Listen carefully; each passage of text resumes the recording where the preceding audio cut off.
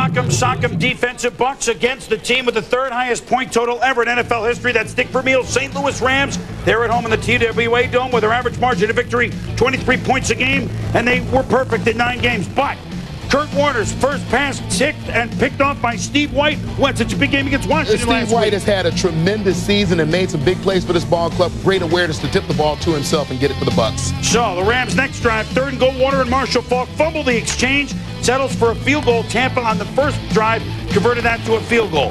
Bucs, Azakim fumbles the punt out of bounds, but the Rams maintain possession. Still 3-3. Sean King, the shotgun snap over his head.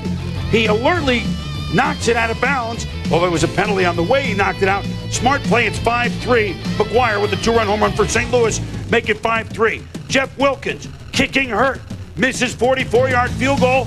Remember that Super Bowl with Pittsburgh and Minnesota, 2-0 at the half? This is close, 5-3 at the half. 3rd quarter.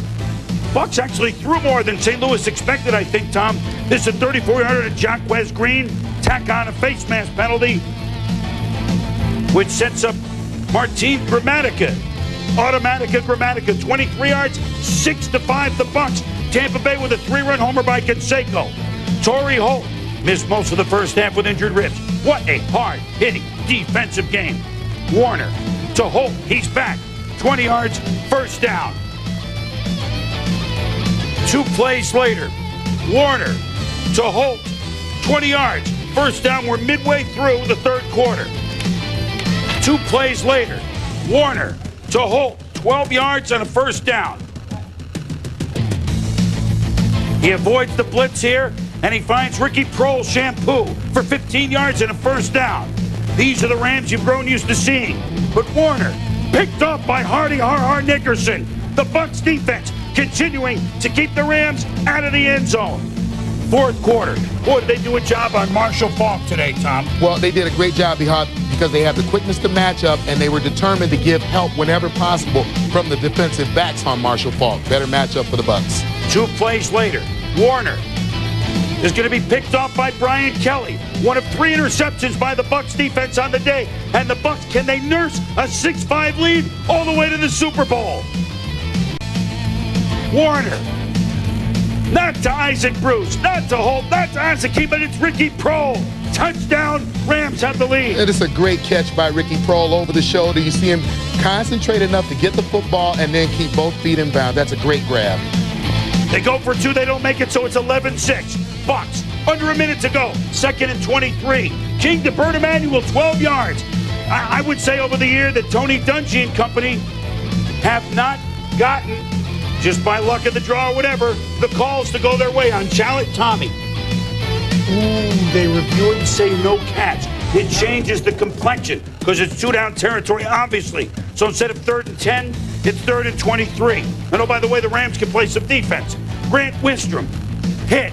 It's an incomplete pass. 4th and 23. King. Incomplete.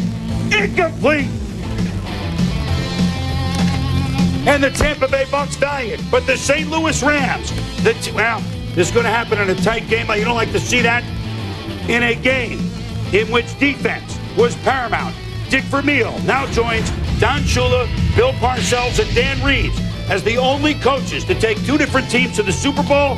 The Rams went to the Super Bowl 20 years ago with the Hollywood Rams. They're now there as the St. Louis Rams. 11-6 in a game in which the Rams got 308 yards, the Bucs 218 yards. So obviously defense a premium. We'll talk about Tampa Bay in a moment. St. Louis got the touchdown late, Tom. They took that licking, which we didn't really have enough chance to show. But they do have weapons, and Prohl is not one that you would say is weapon 1, 2, 3, 4, 5. They stayed with it and got the TD. Well, I think they showed a lot of patience today. They knew that it would be very difficult to get the deep ball against the Tampa Bay defense in that cover 2, that double zone that they tend to play. Tampa Bay did a great job of tackling, forced some turnovers, but I think that the St. Louis Rams waited for their shot, got the great catch at the end. It's an offense that has a tremendous amount of confidence, and I thought that showed at the end. The Tampa Bay Buccaneers Do people at home understand what sort of mental and physical discipline that defense plays with week in and week out? Do they understand by watching today? Well, when we talk with Coach Dungy, he talks about the mental toughness of this football team. And I think today you saw that couple of turnovers in the form of interceptions from Sean King, the snap of the safety that goes through the end zone, 2 points given away. They fight that, and they still almost win the football game. So this is not a good defense. This is a great defense that when they get a little bit of O to go with it, or that special teams touchdown we keep looking for on a kickoff return, they're going to win some of these ball games. Tampa Bay played St. Louis and Washington, whose combined points, including the playoffs, are over 1,000. And in the playoffs, they gave up just 24. But they needed to score double digits in offense. They couldn't do it. St. Louis has a defense, too. And that's why the St. Louis Rams will join the Tennessee Titans right here in Atlanta. We'll have the first word looking ahead to Super Bowl 34 in just a moment when NFL Primetime continues and we dole out our game balls.